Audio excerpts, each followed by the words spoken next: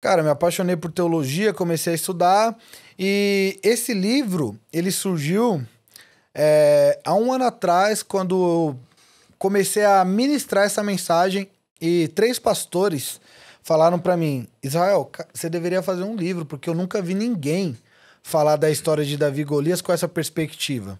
Né, eu sempre brinco que não é possível que ninguém nunca falou tendo essa perspectiva, né? Eu não... Tem muita gente que fala assim, Deus, me dá uma palavra que o Senhor nunca deu pra ninguém. Eu acho que isso daí é algo irreal. Se não deu pra ninguém, toma cuidado porque pode ser heresia. Exatamente. Se não deu pra ninguém, pode ser heresia. Mas eu, em particular, não vi ninguém ainda falando desse assunto, né? Publicamente você não viu ninguém falando. Publicamente nunca ouvi ninguém falando. E eu falei, cara, é verdade. Primeiro pastor falou, o segundo pastor falou, o terceiro falou. Eu falei, cara, é verdade, eu vou escrever um livro sobre isso. E foi da onde surgiu a ideia, foi um desafio. Mas ali a gente foi aprendendo, foi vendo como que era e desenvolvemos essa obra aí que é o meu filho, né? Eu brinco, né? O meu primeiro filho. E por que Davi te chama tanta atenção? Por que você escolheu escrever sobre isso?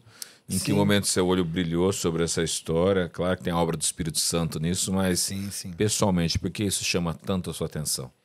Então, Diogo, essa mensagem, ela surgiu quando eu estava estudando a história de Davi. E o primeiro ponto que eu achei interessante é que Davi, ele vai contra as expectativas acerca dos olhos humanos. Tanto que o próprio profeta Samuel achou que o seu irmão, Eliabe, ele falou, o profeta Samuel, quando vê Eliabe, ele fala, certamente esse é o novo rei de Israel. E Deus o corrige falando, olha Samuel, você está olhando o externo, não o interno. Eu olho o interno, eu olho o coração. Então, de acordo com a ótica humana, Davi ele era improvável. E isso me despertou o interesse, me chamou a atenção porque eu me identifiquei muito. Porque eu fui o filho que deu mais trabalho. A sua história de vida mesmo. Minha história de vida. Eu fui o filho que deu mais trabalho. As pessoas falavam pra minha mãe, já era. Tráfico é o crime, não tem mais saída. Você é o mais novo? Eu sou o mais velho das minhas irmãs por parte de pai e mãe. Mas os irmãos por parte de pai e os irmãos por parte de mãe, né? Como citei aqui, eu sou o mais novo. Então vamos dizer que eu sou o irmão do meio ali, né? E eu dei muito trabalho.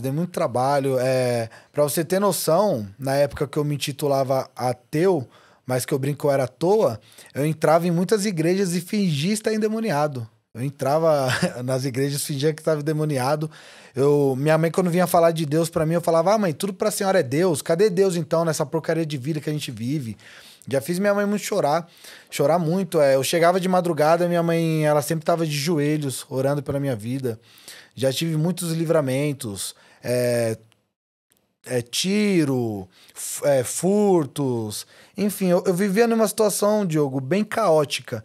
E que ninguém, naquele meu período de vida, olharia para mim e esperaria que hoje eu ia ser um escritor, que ia ser um ministro da palavra do Senhor, que hoje eu teria uma esposa, uma filha, constituiria família, né? Eu venho de uma família onde o divórcio é algo muito comum. Entendeu? Muitas pessoas, primos, os meus pais, irmãos, irmãs, se divorciaram já. Então, hoje, quem olha pra mim, todo mundo que me conhece a minha história, conhece o meu passado, olha e fala, cara, eu nunca imaginaria te ver onde eu tô vendo hoje. Então, eu acho que isso me chamou muita atenção na história de Davi. A probabilidade de Davi, aos olhos humanos, ninguém apostaria, né, em Davi como um rei, como alguém segundo o coração de Deus. E Davi agora tá em alta, inclusive, porque tem uma série na Amazon sobre ele, né? Sim, sim. E a série da Amazon traz Davi como filho de um outro relacionamento de Jessé. Sim, é uma discussão teológica, né, que tem entre os teólogos. Me falaram da série, eu não cheguei a assistir ainda, mas eu vi alguns cortes, alguns trechos e bem interessante, né, essa ideia. A Bíblia também dá a ideia pra gente que Davi era uma pessoa formosa, colocaram um cara meio feio lá pra fazer o papel. É mesmo? Eu não vi ainda o ator. A Bíblia dá a ideia de Davi ser ter um cabelo mais claro ou mais vermelho, né? Dá a ideia que ele era ruivo até, né? Ruivo, mas também trouxeram um cara de cabelo preto, deram uma mudada no Davi lá. Sim. Série é complicado porque quem tá por detrás, né, tem a sua perspectiva teológica e às vezes tem essas questões.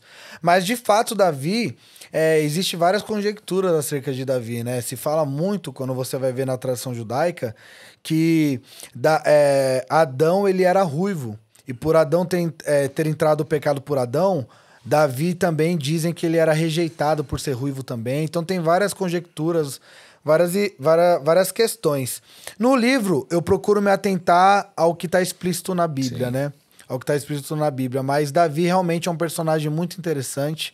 E eu acho que o que mais me chamou a atenção foi isso.